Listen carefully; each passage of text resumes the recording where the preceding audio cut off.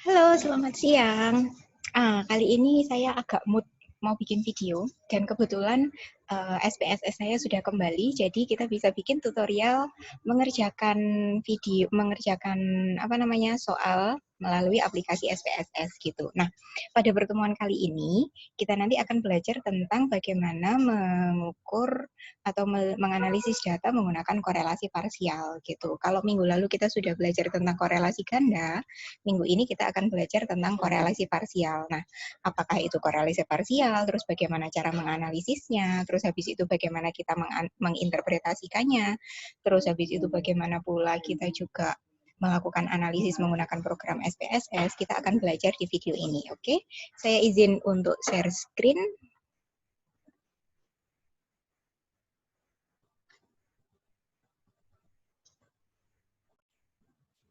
Nah, ini teman-teman, di pertemuan keempat kali ini kita nanti akan belajar tentang topik of the day-nya itu tentang korelasi parsial. Terus habis itu nanti akan ada deadline tugasnya, penugasan mandiri, yakni latihan soal gitu. Nah, indikator pencapaian pada pertemuan kali ini kita nanti harus bisa memahami tentang pengertian, terus habis itu penggunaan korelasi parsial, terus habis itu kita juga harus memahami uji asumsi apa yang digunakan ketika kita menggunakan korelasi parsial. Terus yang ketiga kita bisa menginterpretasikan data hasil uji korelasi parsial itu gitu. Nah, kita langsung ke konsep dasarnya. Korelasi parsial itu apa sih gitu. Nah, sebenarnya gini, korelasi parsial itu kalau misalnya korelasi ganda kemarin kan X-nya ada dua nih. Jadi ada X1, X2, kemudian berpengaruh atau dihubungkan dengan variabel Y-nya. Nah, korelasi parsial juga sama. Korelasi parsial itu ada X1, kemudian ada X2, kemudian ini dihubungkan dengan variabel Y. Tetapi bedanya dengan korelasi ganda adalah salah satu variabel dari X-nya ini dikendalikan atau dikontrol. Jadi variabel X2-nya ini dianggap sebagai variabel kontrol, bukan variabel bebas atau variabel independen begitu. Nah, kenapa kok menggunakan variabel kontrol? Ini tujuannya untuk mengetahui apakah hubungan X1 ini terhadap variabel Y ini dipengaruhi oleh adanya variabel yang lain atau dikontrol oleh variabel yang lain atau tidak gitu. Makanya ada variabel X2 yang ini digunakan untuk mengetahui apakah ini variabel X ini hanya signifikan terhadap Y atau ada variabel-variabel lain, faktor-faktor lain yang mempengaruhi perubahan dari variabel Y itu atau variabel tergantung itu gitu. Nah, syaratnya untuk korelasi parsial sama dengan korelasi sederhana juga, yakni yang pertama adalah datanya bersifat interval dan juga rasio. Jadi data untuk analisisnya bersifat datanya skalanya interval dan juga rasio, dan yang kedua syaratnya adalah datanya juga harus berdistribusi normal. Jadi sebelum kita melakukan uji hipotesis menggunakan korelasi parsial, kita juga harus melakukan uji normalitas supaya kita tahu bahwa datanya berdistribusi normal atau tidak begitu. Terus selanjutnya ini. Nah, ini sebenarnya sudah ada di pertemuan statistika 1 sih saya rasa. Jadi nilai suatu hubungan itu kan dinyatakan dalam suatu namanya istilahnya kan koefisien korelasi nih. Nah, kalau teman-teman masih ingat waktu kita belajar di statistika 1, nilai koefisien korelasi itu selalu berkisar antara -1 sampai dengan +1. Nah, kalau misalnya dalam perhitungan teman-teman itu nilainya itu lebih dari -1 atau lebih besar dari 1, otomatis perhitungan itu harus dikaji ulang gitu. Karena nilai korelasi atau nilai R itu selalu berjarak antara -1 sampai dengan 1 gitu.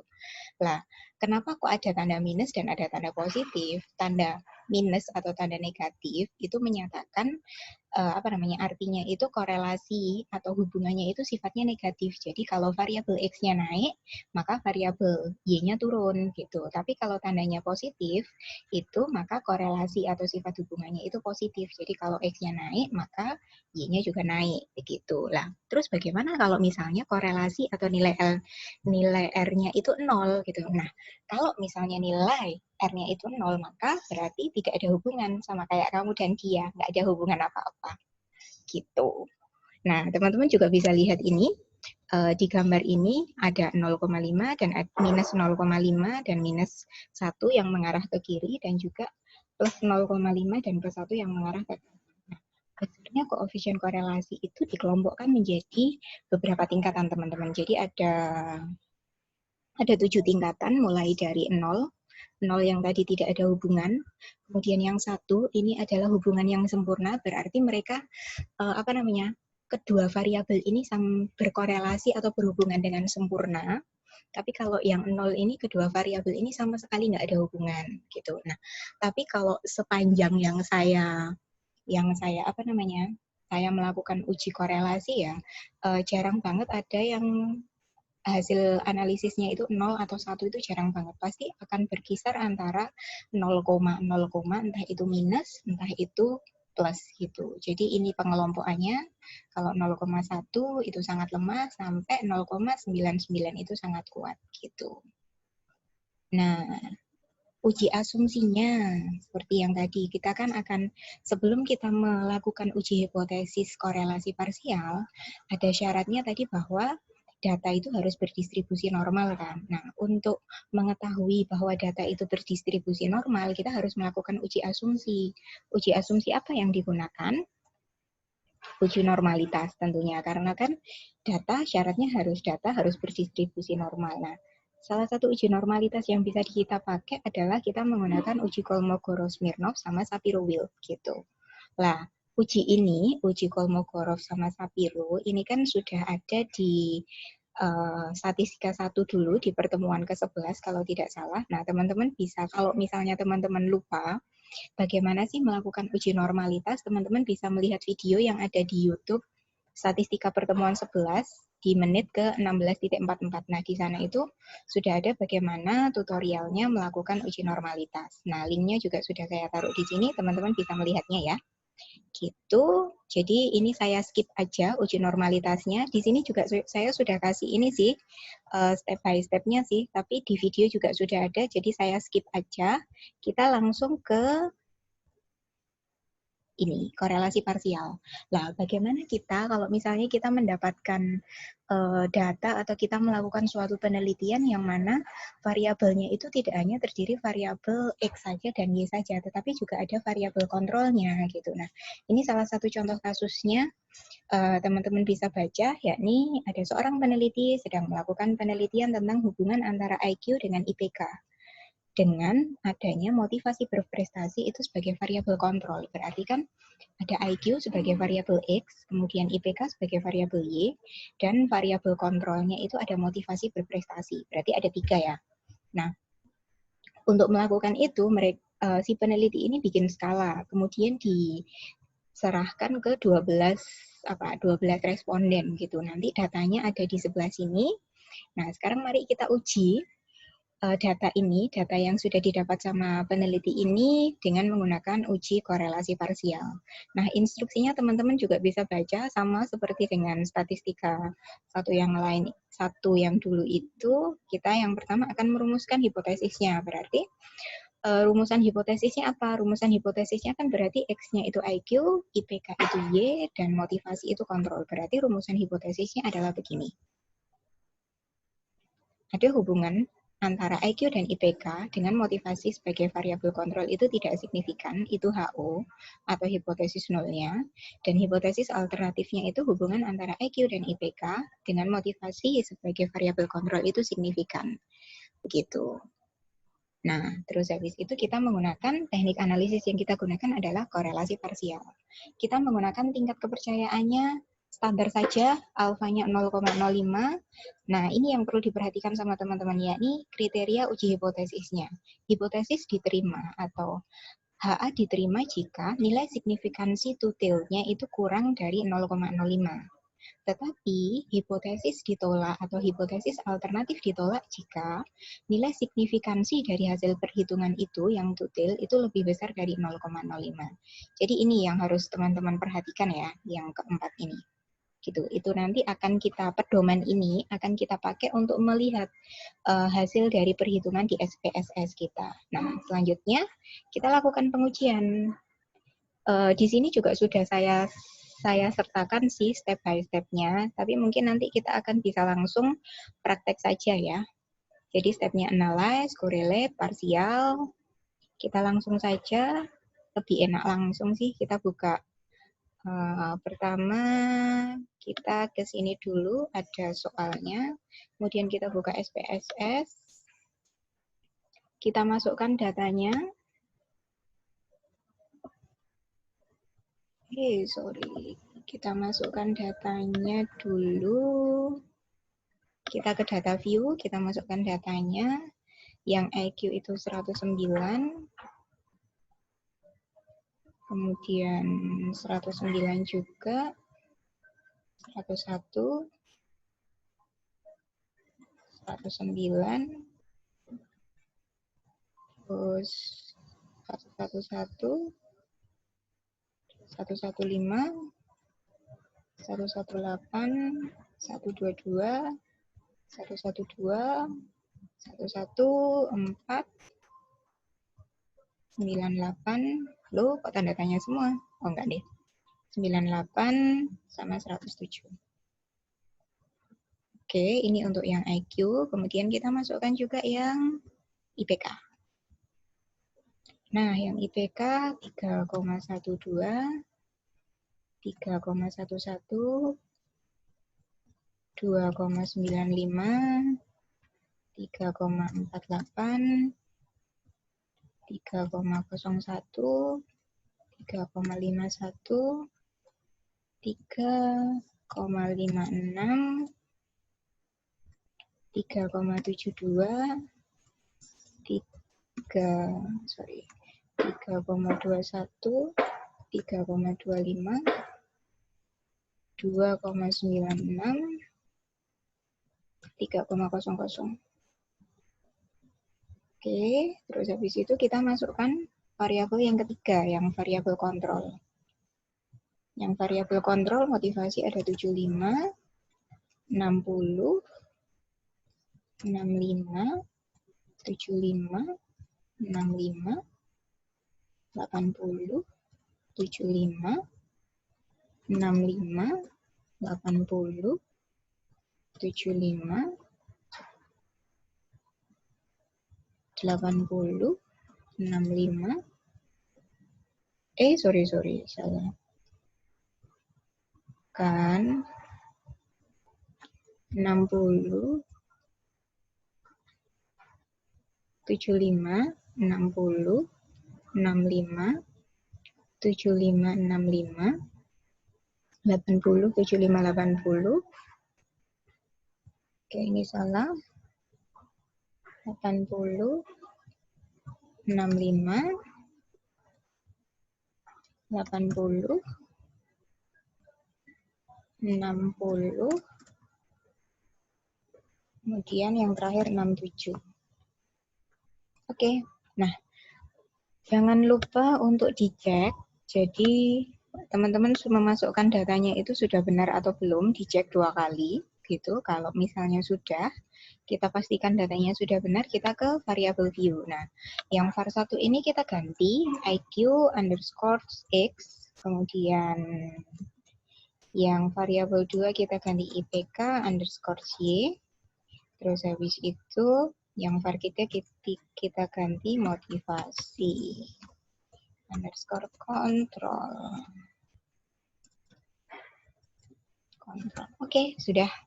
Nah, jika sudah begini, saya besarkan ya. Nah, kalau misalnya sudah begini, kita klik analyze, terus habis itu kita ke correlate, terus habis itu kita ke parsial. Nah, ada variabel IQ sama variabel IP-nya kita blok, terus kita taruh di bagian variabel, kemudian yang motivasi itu kita taruh di controlling for, gitu. Sudah ya. Terus habis itu kita klik option. Optionnya kita bisa klik mean and standard deviation sama zero order correlation. Kemudian yang di missing values-nya kita klik yang exclude case pairwise, gitu. Oke. Terus habis itu pastikan test of significance-nya ini to tail. Kemudian pastikan juga ini dicentang, display aktual significant level-nya dicentang juga. Gitu, sudah? Kalau sudah, kita klik OK. Nah, kalau gitu kan sudah keluar tabel outputnya nih. Nah, tabel outputnya ini ada 2 tabel, teman-teman. Jadi, yang tabel pertama ini hasil statistika deskriptifnya. Jadi, IQ ini min-nya berapa, standar deviasinya berapa, IPK-nya berapa, motivasi yang sebagai variabel kontrol ini berapa. Gitu. Ini sudah ada, jadi teman-teman nggak perlu ngitung standar deviasinya. Kemudian kita mau melihat yang ini, bagian hasil analisis datanya. Hasil analisis datanya kan ada 2 nih.